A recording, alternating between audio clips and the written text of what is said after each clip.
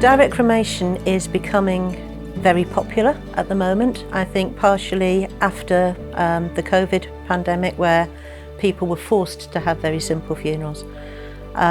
So a direct cremation is when there is no funeral service. The person that has died is taken by a funeral director or by a direct cremation company directly to a crematorium, and then the family have the option, if they wish, to have the ashes returned to them. And some families choose then to have their ritual, to have their ceremony with the cremated remains rather than with the coffin in a crematorium.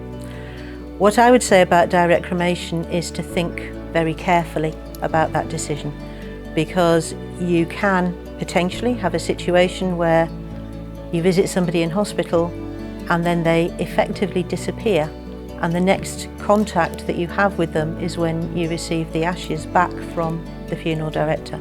Some people might come to regret that decision. Sometimes somebody will say that that's what they want because they want to reduce the fuss or the difficulty for the family, and actually the family want to make a fuss.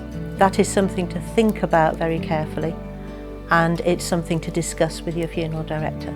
If you do decide to have a direct cremation, and there are times when that is the right decision and when that does suit everybody in the family the best, make sure that you have found out as much as you can about the company that is going to carry out that cremation.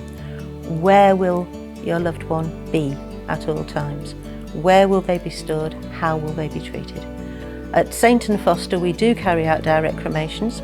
We do it a little bit differently. We believe, for example, that to visit somebody that has died is a basic human right.